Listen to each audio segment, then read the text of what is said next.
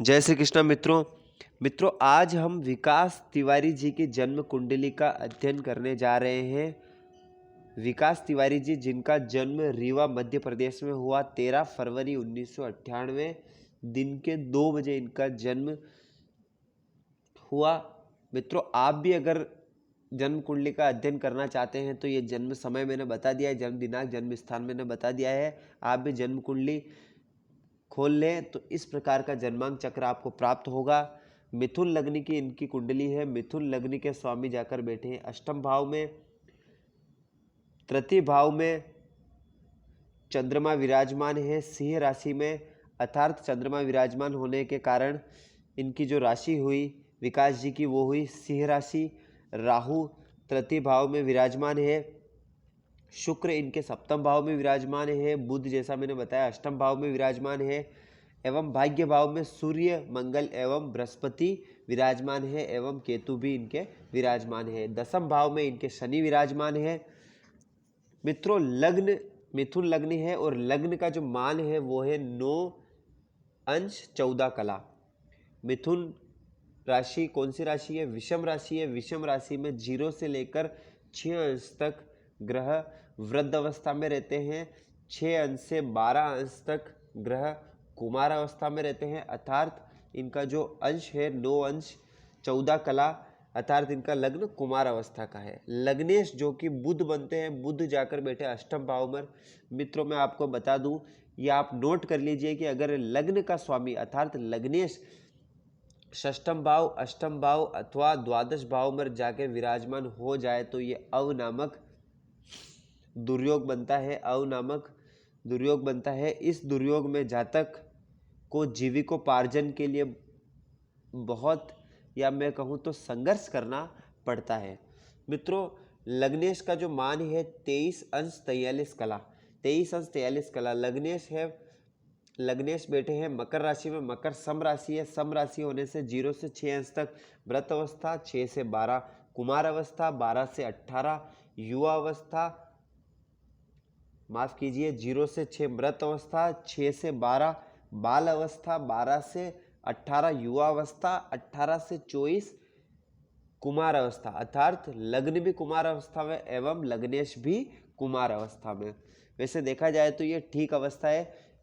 और मैं आपको बता दूं एक बात कि लग्न मिथुन लग्न है। मिथुन लग्न वायु तत्वीय लग्न है एवं राशि सिंह राशि है जो कि अग्नि तत्वीय राशि है। वैसे वायु और अग्नि तत्वीय राशि का मेल है क्योंकि वायु अग्नि को प्रज्वलित करती है और बढ़ाती है, इसलिए ये देखा जाए तो एक अच्छी अवस्था है। अब जैसे कि हम ग्रह मैंने बता दिया, अब हम विकास जी के प्रश्नों पर आते हैं। इन्होंने अपने क्या प्रश्न पूछे हैं, जैसे ही मैं प्रश्नों का जवाब दूंगा आपको इस जन्म कुंडली की और अवस्था ज्ञात हो जाएगी। सबसे पहला जो इनका प्रश्न है वो है सरकारी नौकरी है अथवा नहीं, और है तो कब तक लगेगी। सरकारी नौकरी, मित्रों सरकारी नौकरी के लिए किसी भी व्यक्ति की आप जन्म कुंडली देख रहे हैं तो सरकारी नौकरी के लिए सबसे पहले आपको सूर्य को देखना होगा। सूर्य जो कि माफ कीजिए भाग्य भाव में जाके विराजमान है। सूर्य का जो अंश है 0 अंश 36 कला। कौन सी राशि में विराजमान है? कुंभ राशि। कुंभ राशि क्या है? विषम राशि है। विषम राशि में 0 अंश 36 कला पर होने का तात्पर्य ये हुआ कि इनका जो सूर्य है वो है वृद्ध अवस्था में। वृद्ध अवस्था में जो कि अच्छी अवस्था में नहीं कहा जा सकता। इनका दसम भाव का स्वामी दसम भाव में मीन राशि बनती है और मीन राशि के स्वामी जो बृहस्पति जो कर बैठे हैं भाग्य भाव में। वैसे देखा जाए तो अपने से द्वादश का संबंध बना रहे हैं, द्विद्वादश का संबंध बना रहे हैं। और बृहस्पति कुंभ राशि में जाकर बैठे हैं और कुंभ राशि में जाकर बैठे हैं। और वैसे देखा जाए तो कुंभ राशि में जाकर बैठे हैं। कुंभ राशि में अगर इनकी तात्कालिक मित्रता देखी जाए तो तात्कालिक मित्रता के अंदर ये तात्कालिक मित्रता में है क्योंकि शनि इनसे द्वितीय भाव में विराजमान है। बृहस्पति शनि द्वितीय भाव में विराजमान है तो बृहस्पति शनि से तात्कालिक मित्रता में जाकर जो बैठे हैं जो कि एक श्रेष्ठ अवस्था है।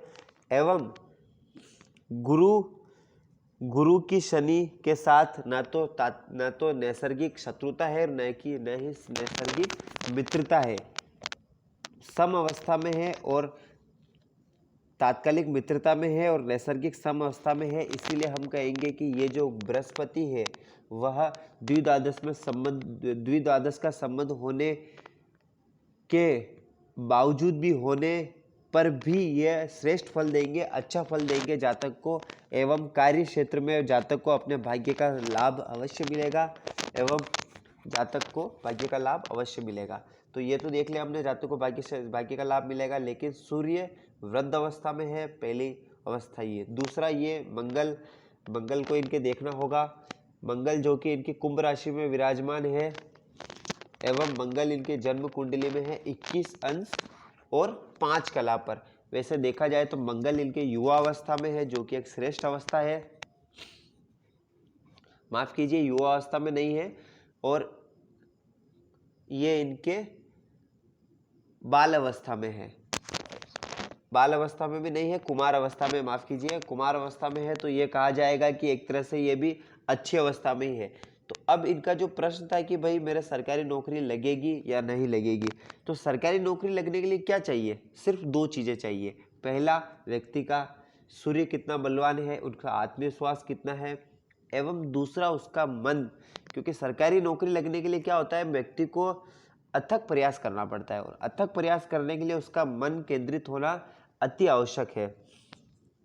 तो मन को केंद्रित होने के लिए अति आवश्यक है। तो मन का कारक कौन है? चंद्रमा। तो इसके लिए हम किसको देखेंगे? चंद्रमा को। तो चंद्रमा को जब हम देखते हैं तो चंद्रमा और राहु की, चंद्रमा तृतीय भाव में विराजमान है, राहु के साथ युति में है। चंद्रमा अगर राहु के साथ युति में है, इसका क्या तात्पर्य हुआ कि चंद्रमा ग्रहण दोष से ग्रसित है, यानी जातक का मन भटकाव की स्थिति में अवश्य होगा।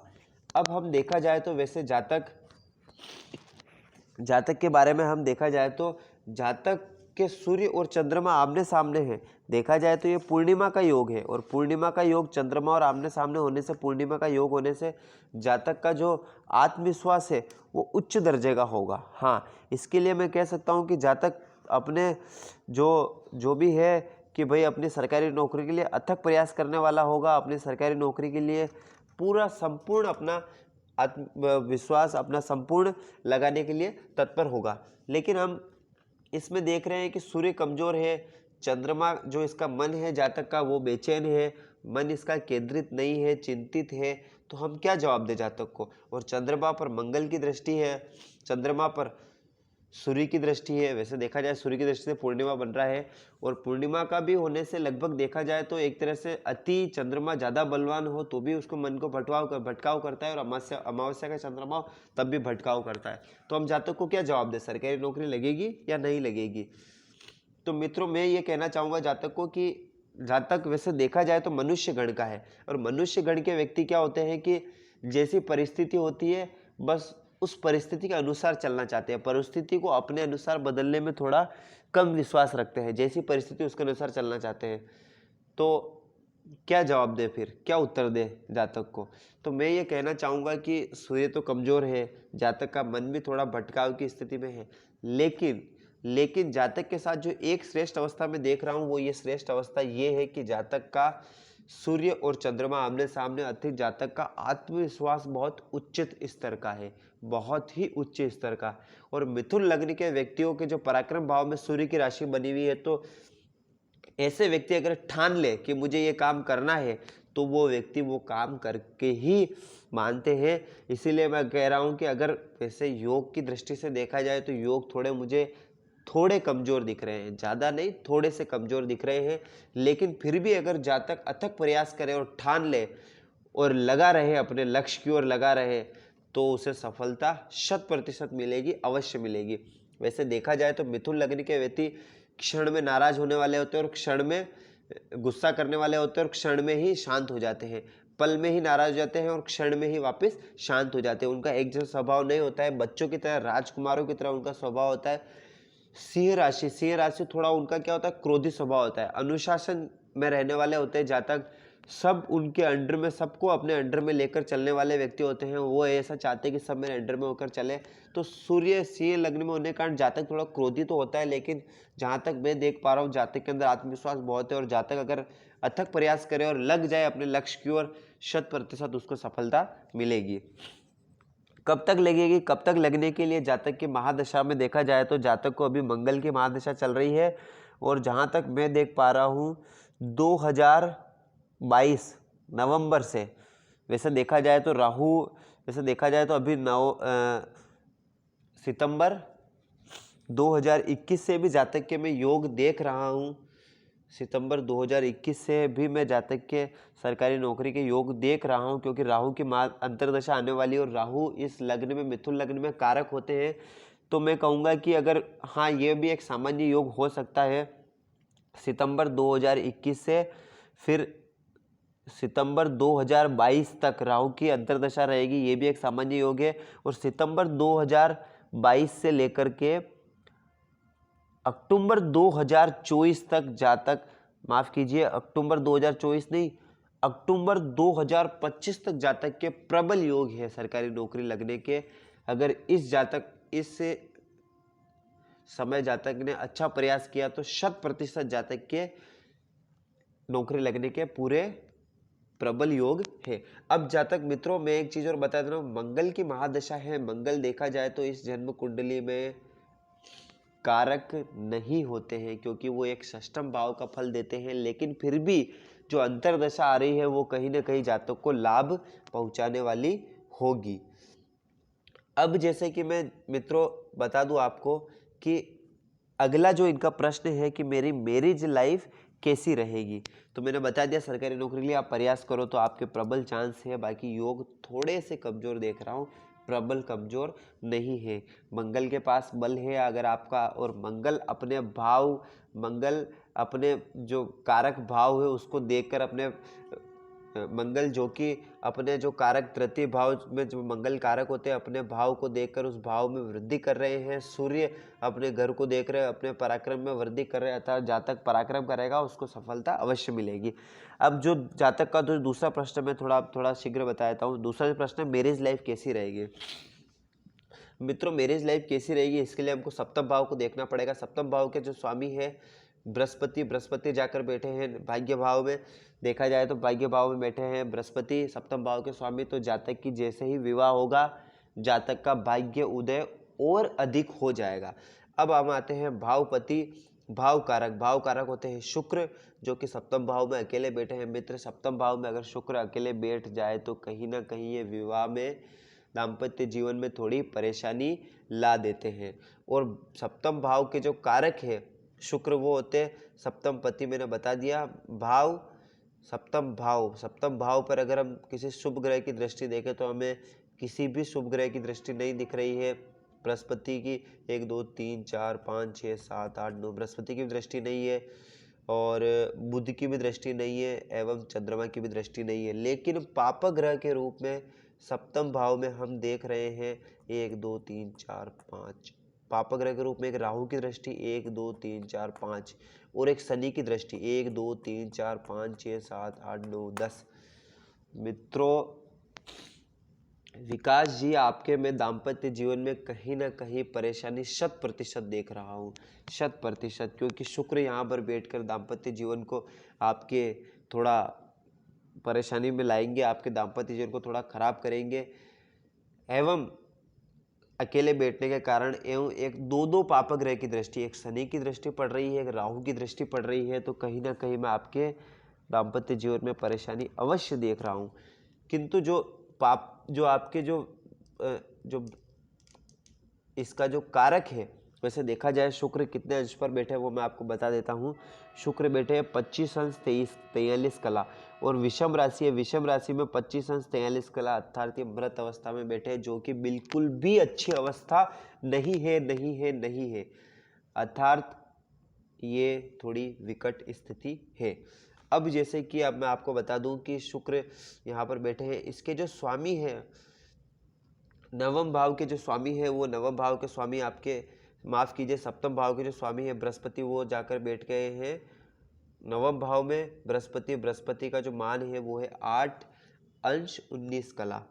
अब मित्रों भाव पीड़ित है और भाव कारक पीड़ित है। भाव और भाव कारक दो अवस्थाएं पीड़ित है। अगर भाव कारक और भावपति इन तीनों में से कोई दो अवस्थाएं पीड़ित हो जाए या एक हो जाए तो ठीक है, पर दो हो जाए तो अवस्था थोड़ी सी गंभीर हो जाती है। मैं एक ही राय देना चाहूँगा आपको, एक ही सलाह देना चाहूँगा विकास जी, जब भी आप अपना विवाह करें जन्म कुंडली अवश्य मिलाकर विवाह करें, बिना जन्म कुंडली मिलाए विवाह न करें। आपकी विवाह की दिशा में बताता हूँ, जन्म स्थान से आप उत्तर पश्चिम दिशा की ओर आपका विवाह होगा।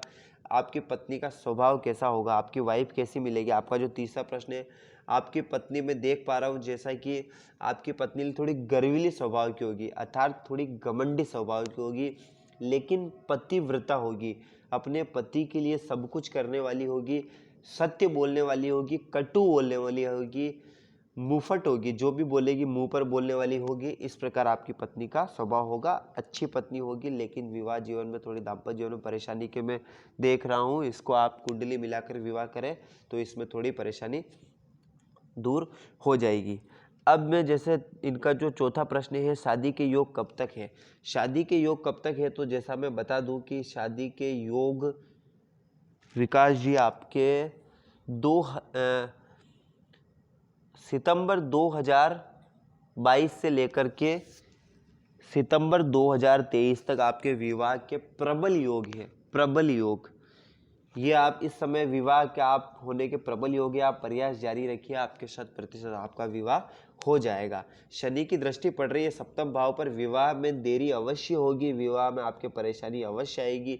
जहाँ भी आपके रिश्ते की बात चलेगी वहाँ पे आपके अड़चने आएगी, आपके रिश्ते की बात होते होते रुक जाएगी, काम आपका बनते बनते बिगड़ जाएंगे। इसलिए आप थोड़ा सा प्रयास अपना जारी रखिए और आपका थोड़ा सा विवाह में देरी होगी, लेकिन विवाह अवश्य हो जाएगा, इसमें कोई दिक्कत नहीं है। एक बात और मैं आपको बता दूं, शनि आपके यहाँ पर बैठे हैं दसम भाव में, इनके पार्श्वगामी।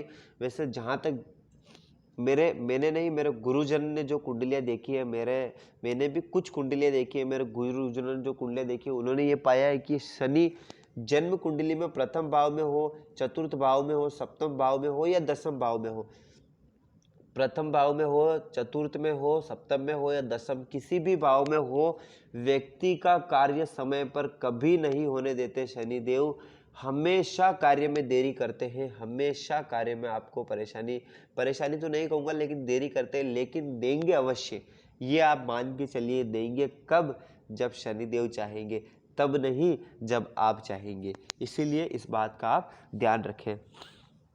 इनका जो पांचवा जो प्रश्न है वो मैं देख पा रहा हूँ कि शादी लव मैरिज होगी या अरेंज मैरिज।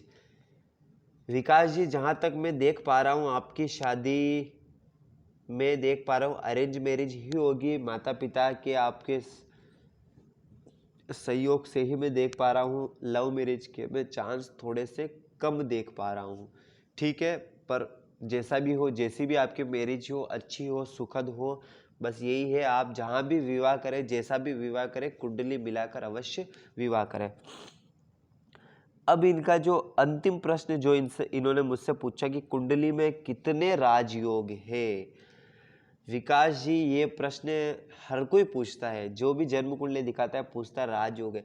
मैं आपको एक प्रश्न बता दूं, एक इसका उत्तर दे दूं कि विकास जी होता क्या है कि जन्म कुंडली में चाहे राजयोग हो चाहे दुर्योग हो, ना तो हम राजयोग को और बढ़ा सकते हैं, ना ही हम दुर्योग को कम कर सकते हैं। जो कुंडली में ग्रहों की अवस्थाएं होती है उसी प्रकार जन्म कुंडली में ग्रहों का फल मिलता है। ना तो कोई पंडित जी राजयोग बना सकते हैं, ना किसी का राजयोग कम कर सकते हैं, ना कि कोई दुर्योग को। हाँ, दुर्योग को हम थोड़ा उपाय करके कम कर सकते हैं, राजयोग को थोड़ा ग्रहों की आराधना करके हम बढ़ा सकते हैं। आपने राजयोग के लिए पूछा है, तो राजयोग वैसे मैं देख पा रहा हूँ। राजयोग अब मैं आपको क्या बताऊँ, जहाँ तक मैं देख पा रहा हूँ कुंडली अच्छी है वैसे देखा जाए तो।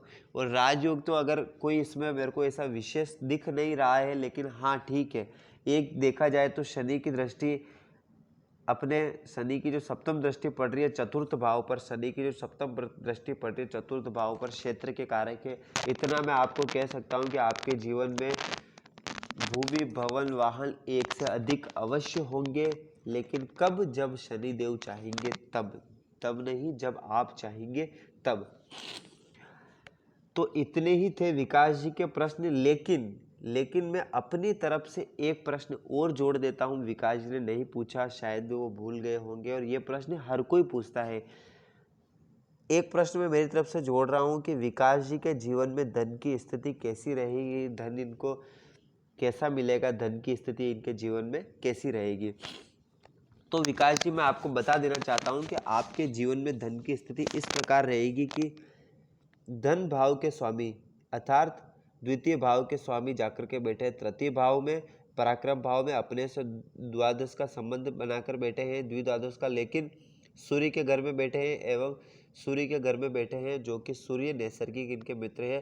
तात्कालिक मित्रता में भले ही ये तात्कालिक मित्रता नहीं बना रहे, तात्कालिक शत्रुता बना रहे, लेकिन फिर भी ये सम अवस्था में है। जातक अपने पराक्रम से, अपनी मेहनत से, अपने बाहुबल के प्रयास से अपने जीवन में बहुत अधिक धन अर्जित करेगा और अपना धन बहुत अच्छा अर्जित करेगा, अपने जीवन में सभी सुख सुविधाएं अर्जित करेगा, लेकिन कब? अपने पराक्रम से, अपने मेहनत से। और जो आय भाव अर्थात लाभ भाव का जो स्वामी है, लाभ भाव का स्वामी जाकर के विराजमान है भाग्य भाव में। इसका क्या तात्पर्य हुआ? लाभ भाव का स्वामी भाग्य भाव में जाके विराजमान है, इसका ये तात्पर्य हुआ कि व्यक्ति अपने भाग्य से अपने जीवन में लाभ अर्जित करेगा और अच्छा लाभ अर्जित करेगा, और अपने व्यक्ति के जीवन में लाभ की कमी नहीं रहेगी। किस अवस्था में नहीं रहेगी? अपने भाग्य की अवस्था में, भाग्य उसका साथ देगा, इसीलिए लाभ की अवस्था में। वैसे मैं बता दूं, भाग्य भाव का स्वामी जाकर के बैठे हैं कर्म भाव में। व्यक्ति जितना ज़्यादा कर्म करता रहेगा, उसका व्यक्ति का उतना ही ज़्यादा उसका भाग्य उसका साथ देता रहेगा। ठीक है मित्रों, तो ये थी विकास जी की जन्म कुंडली। और वैसे मैं इनका बता दूं कि विकास जी का जो जन्म हुआ था वो पूर्वा फाल्गुनी नक्षत्र के तृतीय चरण में हुआ, एवं विकास जी का जो गण है वो है मनुष्य गण। मनुष्य गण की यही थोड़ी रहता है कि वो जैसी परिस्थिति होती है उसके अनुसार वो चलता रहता है, अपने अनुसार परिस्थिति नहीं मोड़ता। ठीक है विकास जी, ठीक है प्रिय दर्शकों, ये विकास जी जन्म कुंडली थी। आपको भी कुछ लगे तो आप कमेंट में अवश्य बताइए, अगर मुझसे कुछ भूल चूक हो गए तो आप कमेंट में अवश्य बताइए। एवं मेरा चैनल आपको अच्छा लगे तो प्लीज़ लाइक सब्सक्राइब अवश्य करें और ज़्यादा से ज़्यादा लोगों के पास शेयर करें। देखने के लिए धन्यवाद। जय श्री कृष्ण।